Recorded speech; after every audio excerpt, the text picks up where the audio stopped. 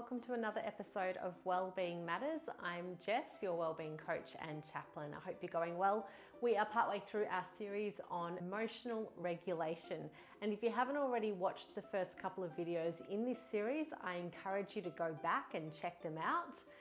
Last episode, we got partway through sharing some strategies to help you manage and regulate your emotions. And so I'm going to continue with some more strategies today. The first strategy is called reappraisal. What this means is changing the way that we think about a certain situation or event. It's finding those alternatives to the automatic negative assumptions that we sometimes have and trying to look at it in a different light. Maybe trying to find the positives, maybe trying to find the learning points, or maybe just thinking of different alternatives, because often our stress and our emotion is because of the way that we interpret an event or a situation. Another way to deal with this when the event or situation isn't so great, because we can't escape all the negative emotions. We can't escape that sometimes things are frustrating or hurtful, and it's not about trying to put on the sort of Pollyanna glasses and make everything positive. But one other way that we can reappraise a situation is to acknowledge the frustrating part of the event or the not so great part of it, but then tell yourself and remind yourself that you can cope with that emotion. You can cope with the frustration. You can cope with the setback. So sometimes we're looking at something and go, oh, I can't find the good in that.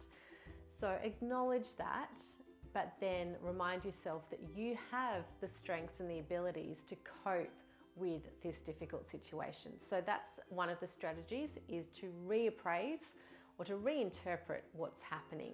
The next strategy is called suppression. Now, this is a trick one because it's a strategy that we try and use that doesn't actually work. So when we try and suppress something, we're trying to shove it down, ignore it, put it aside, pretend it's not there, not deal with it basically. But it backfires on us because what our brain does is go, oh, I mustn't think about that, or I mustn't feel that emotion, or I mustn't respond like that. And it will take note of that, of the emotion or the response you're trying to suppress. It'll take note of it and it'll actually hold on to it so that it kind of reminds itself not to think about it. So it's a bit of an oxymoron. It doesn't work. It actually makes the emotion bigger. It comes out later on.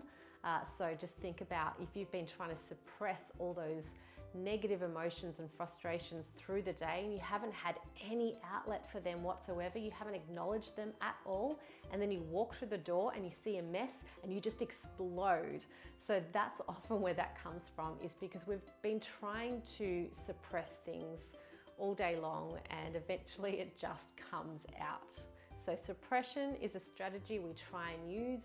It doesn't really work, sorry to say. So some of the other strategies that I'll go through quickly are more to do with our physical state. But just one thing I do want to note is our logical brain. So when we're having an emotional reaction, what happens is the emotional part of our brain, the amygdala, it takes over and it draws away resources from the front part of our brain, which is the part of our brain that has all the logical thought, the reasoning, the planning, the goal setting.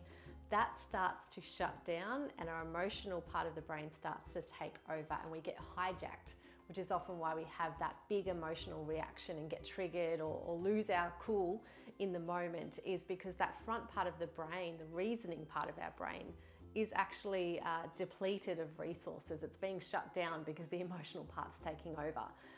And I'm going to go through another strategy that will help with that in another video, but here's some quick ones for you to help bring back online that front part of your brain, the logical part, the part with reasoning.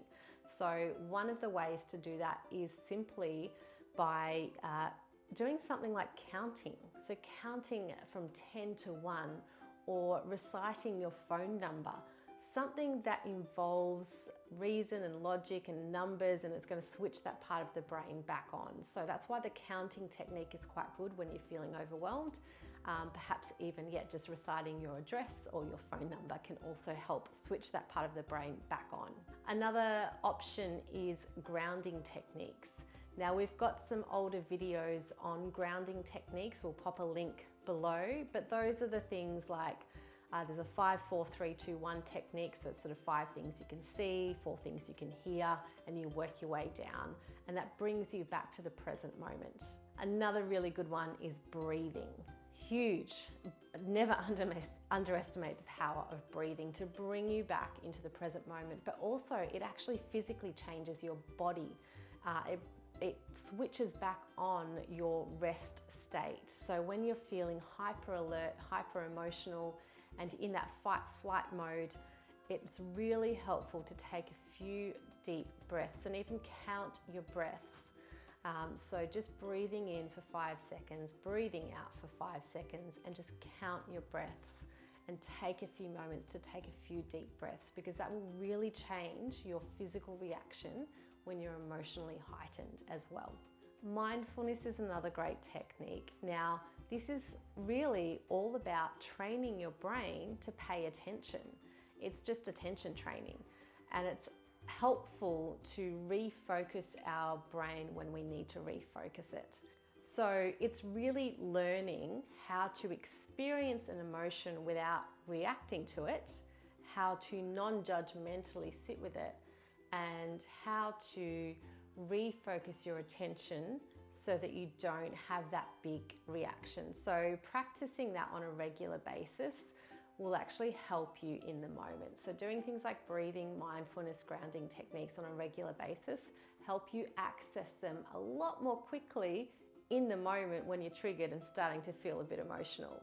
So today's techniques: reappraisal, so rethinking how you look at the situation. Suppression doesn't work.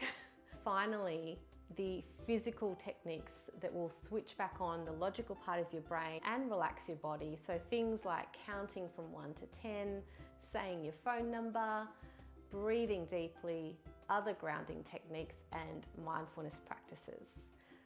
Next video, I will go through one final strategy for emotional regulation, and this one will be all about turning on that logical part of your brain when you're feeling emotionally heightened. So stay tuned for that one, and we'll catch you soon.